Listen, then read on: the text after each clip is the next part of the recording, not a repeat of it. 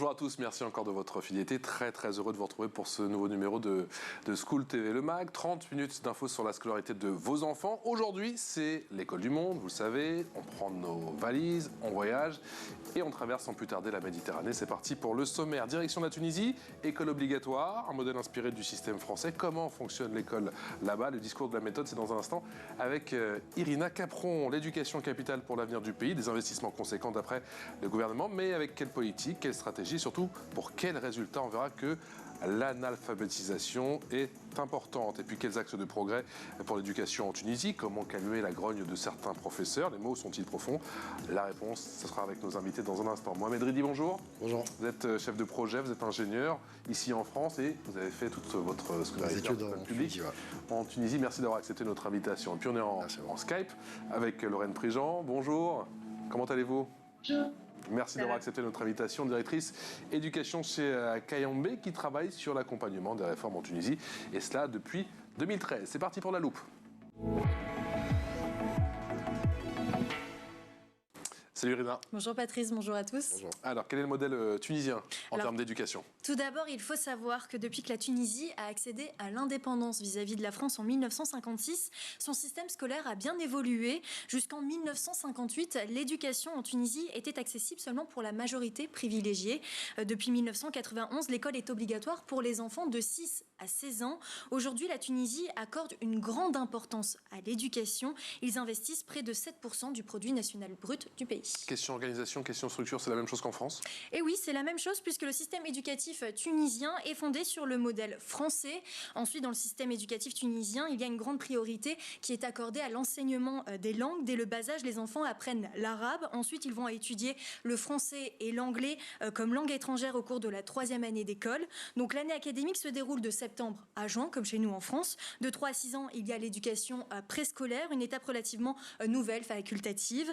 De 6 à 12 ans, il y a l'école primaire qui sert à développer le savoir étudier, à apprendre les bases de la langue parlée et écrite et de développer les capacités physiques et motrices des enfants. De 12 à 14 ans, on appelle ça l'école préparatoire. Ça correspond au collège chez nous en France et il y a une année de moins. Pendant cette étape, les élèves vont apprendre donc la pratique de la communication de la langue arabe, mais aussi des 2 langues étrangères. Et les élèves subissent des examens à la fin de chaque trimestre dans toutes les disciplines, que ce soit des épreuves orales, écrites ou encore pratiques.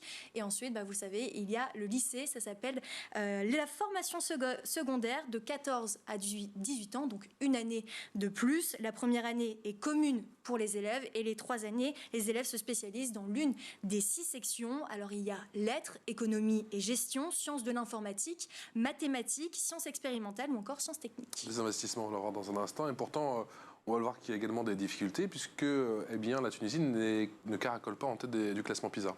Exactement, c'est vrai, je le rappelle, PISA, c'est un programme international qui mesure les performances des systèmes éducatifs. La Tunisie se place à la 65e place sur un total de 70 pays et a même régressé par rapport à 2013. Selon un rapport de la Banque mondiale sur l'indigence de l'apprentissage et de l'illettrisme, 65% des élèves tunisiens scolarisés ne savent pas lire. Le taux de redoublement est en forte hausse et représente environ 34%. Il y a également le décrochage scolaire qui est très important. Il touche environ 100 000 élèves par an. 2 millions de Tunisiens sont analphabètes. Et au niveau de l'indice de qualité de l'éducation, pour l'année 2020, la Tunisie est classée à 7e dans le monde arabe, mais 84e au niveau mondial. Merci Irina, on creuse tout ça dans l'expression orale.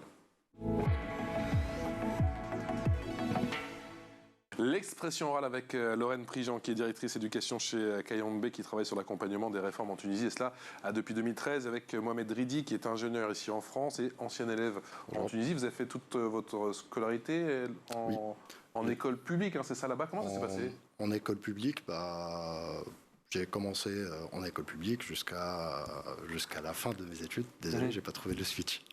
Désolé. J'ai pris le bac en 2010 avec 16 de moyenne. J'ai fait des classes prépa pour ensuite faire l'école d'ingé à Bizerte. D'accord. 3 ans, le cursus. Dans le nord du pays? Pardon? Dans le nord du pays? Dans le nord du pays, oui, au nord de Tunis. C'est assez similaire au système éducatif français, que ce soit pour la classe prépa ou bien pour le lycée. Il y a seulement le baccalauréat qu'on le passe seulement sur une année et pas sur 2.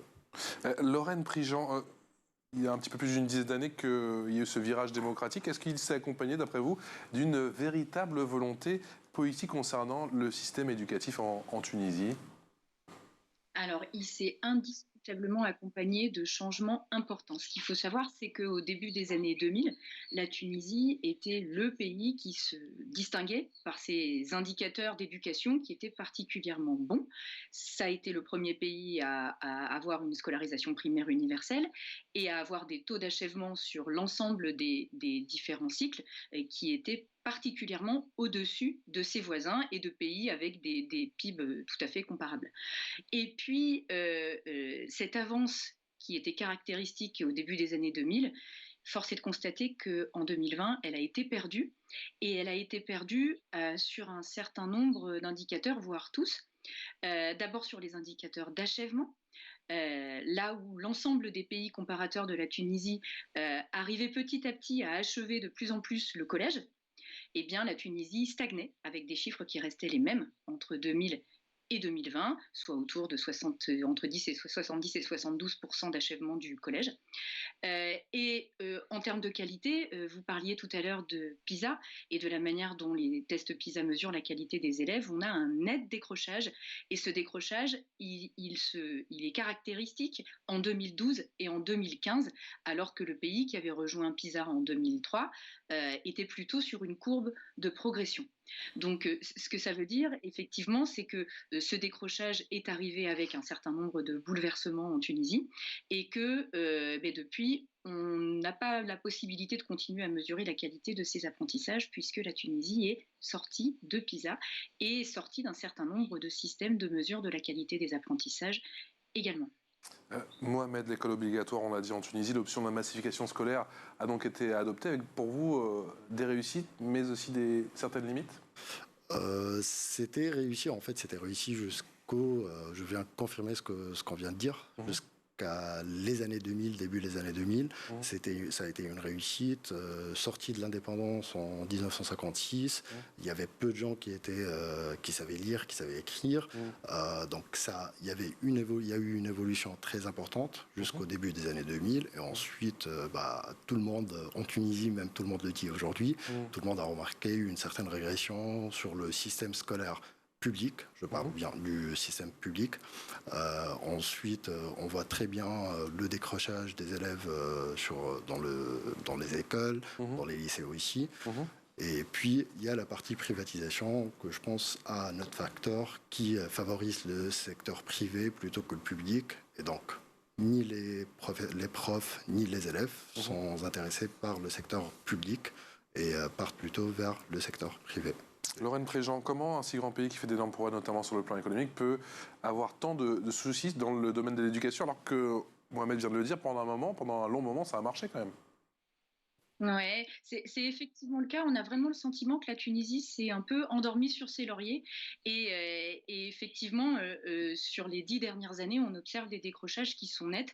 Alors, nous, dans nos analyses, dans celles qu'on a pu conduire avec nos partenaires du ministère de l'Éducation tunisien, on a pu constater aussi un certain nombre de mesures qui ont été prises après la Révolution, qui clairement ne vont pas toutes dans le sens d'une école de qualité pour tous, en particulier liées à l'augmentation importante du coût de l'éducation.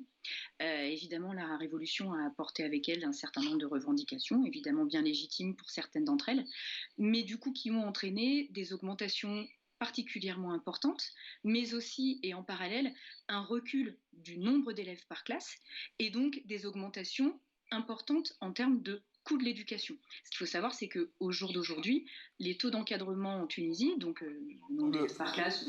Qu'entendez-vous par coût de l'éducation? Alors en fait, le budget consacré à l'éducation a vu le poids des salaires occuper une part qui aujourd'hui est supérieure à 96%, 97%, et donc qui prive le pays en fait et le système d'une capacité d'investissement sur un certain nombre de sujets essentiels comme les infrastructures par exemple. Il y a eu des hausses de salaire. On peut donner un chiffre entre 2005 et 2017, la salariale a augmenté de 150% quand le nombre d'élèves augmente de 22%. Le coût de l'éducation, d'après vous, Mohamed Dridi, c'est le le principal facteur, la principale difficulté aujourd'hui quant au système scolaire en Tunisie pour les familles qui parfois ont du mal à joindre les deux bouts? En effet, c'est le coût de la vie en Tunisie qui a augmenté fortement depuis la Révolution. Donc ça entraîne un appauvrissement de la population, surtout en zone rurale, pour les moins démunis. Donc forcément, pour ces gens-là, il y aura une certaine complication, comment fournir les besoins pour les enfants, pour l'école, ensuite pour l'université, parce que forcément l'université, c'est pas dans la même ville où on a grandi, donc il faut sortir du foyer des parents, c'est le loyer, c'est tout ce qui va avec la vie d'un adulte. Sauf qu'en Tunisie, il n'y a pas la culture qui est ici en France ou sur toute l'Europe, dans tout l'Occident d'ailleurs, le fait qu'un étudiant peut travailler en parallèle avec ses études. Les stages professionnels, à 95, voire même plus, ils ne sont pas rémunérés. Donc forcément, c'est les parents qui doivent subvenir aux besoins de leur enfant. Donc c'est un peu compliqué quand tu n'es pas enfant d'un parent, au moins un parent cadre. C'était à l'époque quand j'étais jeune, mais maintenant, il faut avoir les deux parents qui sont cadres pour pouvoir subvenir aux besoins de l'enfant qui devient adulte et qui fait ses études. Qu'en est-il du rythme scolaire là-bas en Tunisie? Parce qu'on a fait plusieurs pays où on avait l'école le matin ou l'après-midi. En Tunisie, c'est l'école comme en France toute la journée? C'est toute la journée, oui. C'est toute la journée. En fait, ça dépend si tu es en école primaire ou bien en collège ou en lycée, parce que c'est pas vraiment le même système. D'accord. En école primaire, c'est des cours de 2h30. C'est de 2h30 et ça commence à 7h30 du matin. Donc, tu fais 7h30 du matin jusqu'à 10h. Ensuite, tu reprends à 12h30 jusqu'à 15h.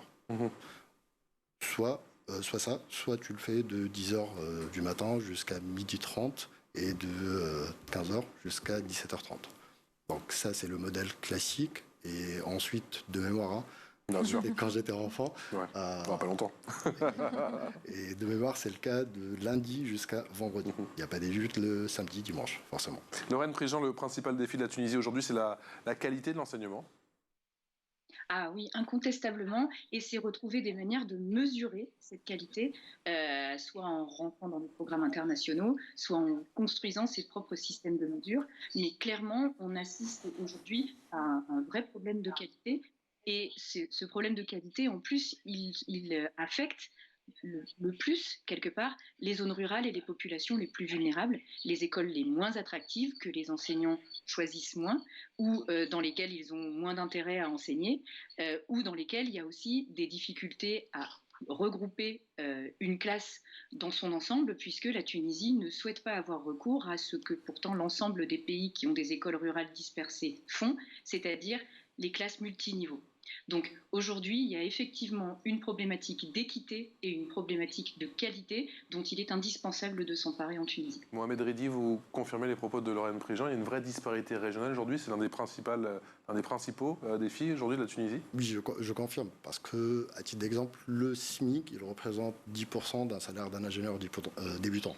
Donc forcément, quand on touche le SMIC, et parfois même moins quand on est en zone rurale, c'est assez compliqué, de répondre aux besoins des enfants. Donc forcément. Et puis, il y a le facteur où les écoles, elles sont assez loin des foyers. Et donc, forcément, pour les enfants, c'est très difficile de se déplacer, où il n'y a pas forcément aussi des transports en commun qui vont subvenir aux besoins quotidiens, matin. Pour emmener les enfants à l'école et pour les ramener, bien sûr. Irina. Oui, les élèves sont sans cesse soumis à des examens à chaque fin de trimestre dans toutes les matières. Est-ce que vous avez senti cette pression en étant élève? Est-ce que ça pourrait expliquer aussi ce taux de décrochage scolaire important? Oui, à ce niveau de stress, depuis le jeune âge d'ailleurs. Après, en vrai, je pense que c'est assez similaire aux autres pays. Ça ne se distingue pas. En vrai, c'est sur une note de 20. Il faut avoir 10 pour réussir d'une classe à une note. Ensuite, tu as 3 trimestres. Il faut avoir 10 de moyenne. Donc, c'est assez simple. Ensuite, c'est la qualité de l'enseignement. Je ne pense pas que c'est le stress qu'il y a sur les études ou dans les lycées qui pose problème. Dans quelle mesure, Lorraine Prigent, le Covid a impacté justement le système éducatif en Tunisie? Alors le Covid, il a impacté d'abord l'organisation de la rentrée, comme dans l'ensemble des pays du monde. le besoin de pouvoir doter les écoles de thermomètres, de masques, de s'assurer que les gestes barrières puissent être appliqués dans toutes les écoles.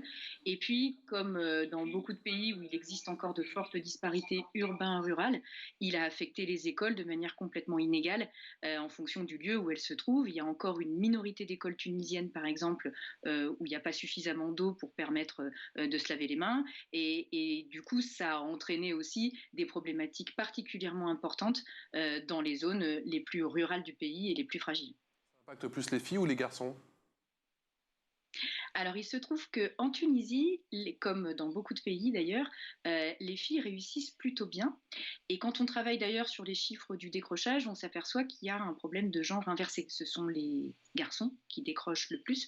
Donc, au jour d'aujourd'hui, la préoccupation, clairement, elle est autour du décrochage des garçons, en particulier au niveau du secondaire premier cycle, donc du collège.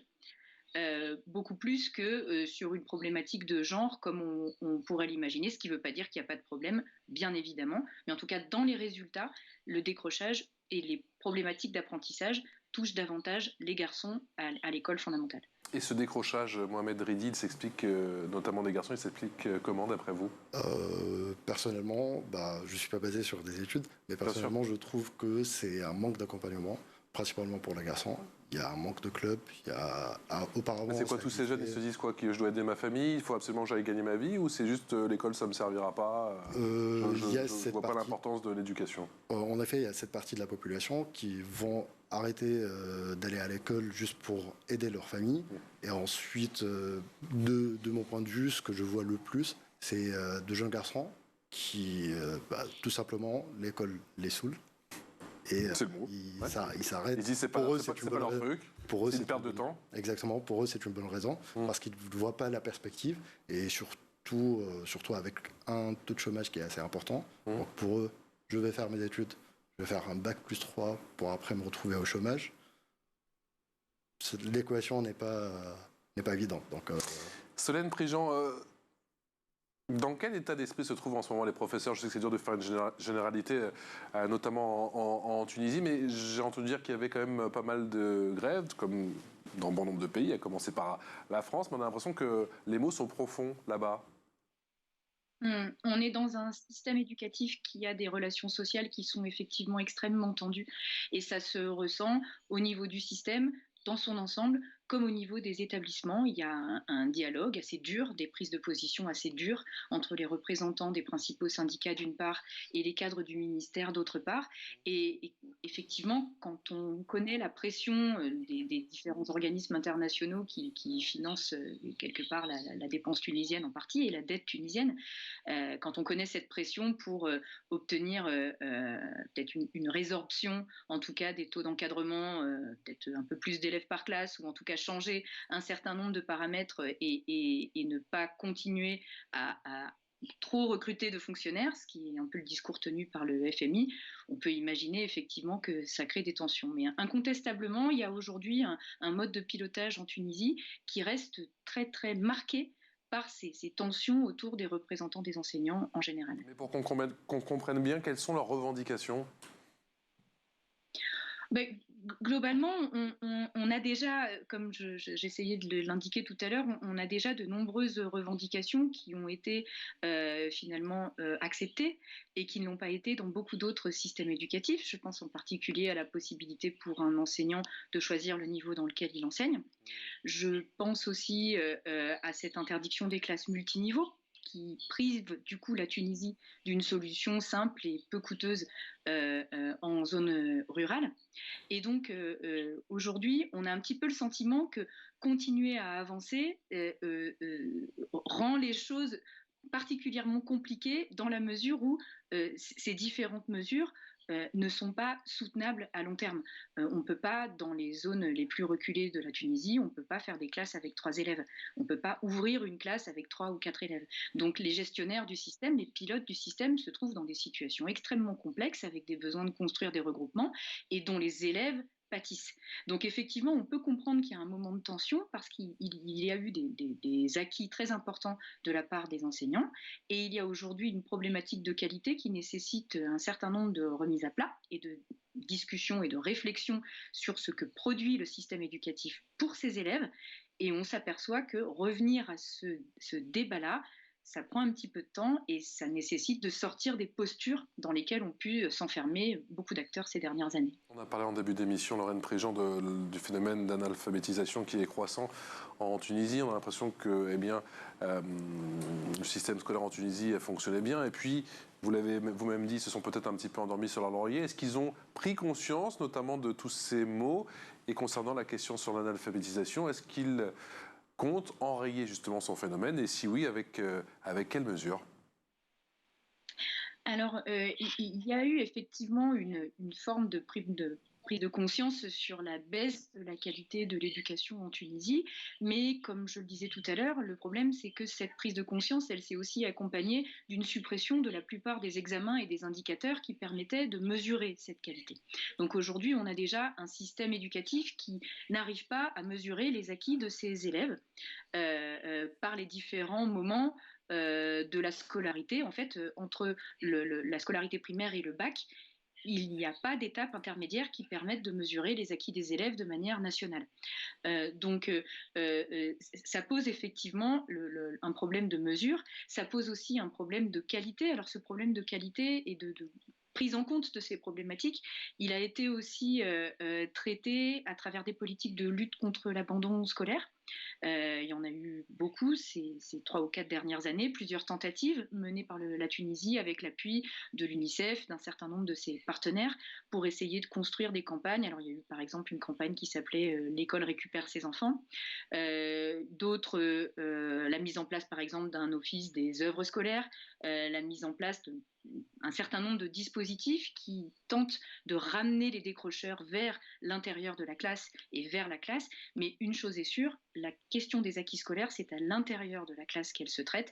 Et pour cela, ça nécessite effectivement de réfléchir sur le métier d'enseignant, sur le travail des enseignants dans leur classe et plus généralement donc sur la manière dont les enseignements sont transformés en acquis pour les élèves dans les établissements de Tunisie. Mohamed Redi, le risque d'une pénurie de main-d'œuvre qualifiée, est-ce que c'est un sujet en Tunisie? Et peut-être la fuite des cerveaux, effectivement, vous êtes venu travailler en France, donc je vous pose aussi la question. Est-ce que, quand vous qui retournez 3 à 4 fois par an, justement, au pays, est-ce que c'est un sujet là-bas? Oui, forcément, c'est un sujet. On a commencé à le voir avec les ingénieurs. Là, on le voit avec les maîtrisards, les médecins aussi. Les médecins aussi, et tous les diplômés universitaires, en fait. D'une part, parce que les gens, ils n'arrivent pas à décrocher un boulot en Tunisie, donc ils vont voir ailleurs. D'autre part, il y a le fait que la formation universitaire et l'éducation en Tunisie en général, ça devient... Il y a de moins en moins de qualité et de plus en plus de quantité, disons. D'accord. Donc voilà. Sur les concours nationaux dont on vient de parler, auparavant, il y avait des concours en 6e année primaire, c'est-à-dire à la fin de l'école primaire, un concours national qui était obligatoire, un concours à la fin du collège, donc à la 9e année, et puis le concours du bac. Donc maintenant, le concours de la 6e année, c'est facultatif, de la 9e année aussi, c'est facultatif. Oui. Le bac, c'est obligatoire, heureusement d'ailleurs. Lorraine Préjean, le manque de main-d'œuvre qualifiée, c'est un des principaux sujets qui occupent en ce moment les autorités tunisiennes? Et qui les occupent depuis de nombreuses années, malheureusement. C'est aussi ce qu'on les spécialistes aiment appeler l'adéquation formation-emploi. Et c'est un vrai sujet en Tunisie, comme d'ailleurs dans d'autres pays de l'Afrique du Nord. On a aujourd'hui à peu près 30% des diplômés supérieurs qui sont au chômage. Donc c'est un drame. Par rapport au coût de l'éducation, au coût de l'enseignement supérieur, aux efforts investis pour réussir, qui aboutissent finalement à une situation de chômage. Il se trouve en plus que ce chômage des diplômés, il touche beaucoup plus fortement les filles. Pour le coup, on a là un vrai problème de genre et de différence de genre dans le chômage des diplômés. Et donc, clairement, il y a un problème d'offre un problème de choix de filière dans l'enseignement supérieur en Tunisie. Alors, de son côté, le ministère de la formation professionnelle travaille aussi sur ces questions, essaye de mettre en place de nouveaux dispositifs, des dispositifs d'accompagnement, des dispositifs de professionnalisation et de lien le plus possible avec les entreprises. Mais très clairement, c'est un sujet sur lequel les autorités butent depuis une vingtaine d'années et qui génère de vrais drames pour de très nombreux Tunisiens et de très nombreuses Tunisiennes. L'info en plus, c'est avec Irina. Et Irina, vous nous parlez des lycées pilotes, un concept purement tunisien. Exactement, en 1983, le système pilote est introduit en Tunisie dans le but de former l'élite du pays dans des établissements spécialisés. Alors ces établissements sont très sélectifs. En 2007-2008, les collèges pilotes sont mis en place afin d'offrir plutôt un encadrement aux élèves doués qui leur permettent de poursuivre leur scolarité dans des domaines scientifiques, littéraires et artistiques. À l'issue de l'examen de fin d'études du collège, les meilleurs élèves peuvent accéder à ces lycées pilotes. Pour l'année 2013, le pourcentage d'élèves admis au lycée pilote représente seulement 2,1% de l'ensemble des élèves tunisiens. Et vous me dites, Irina, que cette sélection instaure une forme d'inégalité entre les élèves ? Oui, c'est une structure très inégalitaire. 65% des élèves des lycées pilotes ont des parents qui appartiennent à la catégorie socio-professionnelle, cadre et profession intellectuelle supérieure. Selon un article de la presse, le taux d'élèves prenant des cours particuliers en Tunisie est de 70%, mais 98% dans ces établissements pilotes. Les élèves sont très stressés, la pression est importante, il y a une sorte d'atmosphère de concurrence entre tous les élèves. Lorraine Prigent, est-ce une bonne idée de séparer les bons élèves des autres ? Est-ce que pour vous, vous avez ce sentiment que séparer les bons éléments des autres, ça permet de voir le niveau général augmenter ? Alors, très clairement, je ne me permettrai pas de me prononcer sur ce qui est bon ou pas bon, considérant qu'on est aussi sur un concept qui est maintenant très fortement ancré dans la culture éducative de la Tunisie. Maintenant, nous, les travaux que nous avons menés autour de ces collèges et de ces lycées pilotes, c'est essayer aussi, autant que possible, de mettre le doigt sur la problématique, effectivement, d'équité qui existe derrière ces établissements.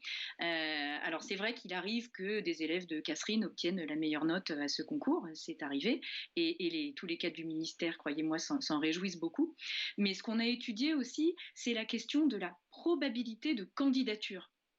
Et effectivement, on s'aperçoit que la probabilité de candidature des élèves dans ces établissements pilotes, donc collège ou lycée, est absolument incomparable entre le centre-ville de Tunis, par exemple, et par exemple la région de Zagouan, ou la région de Kérouan, ou encore la région de Madia, qui sont autant de régions avec des contextes éducatifs beaucoup plus complexes. Donc c'est vraiment sur cette question qu'il est important de travailler, savoir si le lycée pilote est une bonne chose. Clairement, je pense qu'un œil de Français est mal placé pour répondre à cette question, dans la mesure où c'est vraiment très opposé à notre conception et notre vision et notre culture éducative. Je pense en tout cas que dans le fonctionnement de ces établissements pilotes, il y a sans doute des choses sur lesquelles on peut réfléchir et améliorer sans forcément faire table rase de ce dispositif qui répond aussi à une certaine demande, une volonté aussi pour les établissements publics de se hisser et de rester comparables à de bons établissements privés, mais en tout cas, il y a une vraie réflexion à avoir sur ces questions d'équité et qui passe, encore une fois, par un meilleur suivi des acquis des élèves et des probabilités de candidature dans ces établissements. On va demander à un Tunisien du coup, c'est une bonne chose ou pas les lycées pilotes ? Ça dépend de quel point de vue. Vous l'avez fait ou pas ? Non. Non ? J'ai pas... Ça dépend de quel point de vue, c'est-à-dire ? En fait, j'ai passé le concours. À l'époque, le concours, il était optionnel. Et j'ai passé le concours, avec 12 de moyenne. C'était bien. Alors, non. Ah, pas assez. Pour décrocher le lycée pilote, il fallait avoir au moins entre 16 et 17. Ouais. Et c'est très sélectif. Mais j'ai eu le bac avec 16 de moyenne.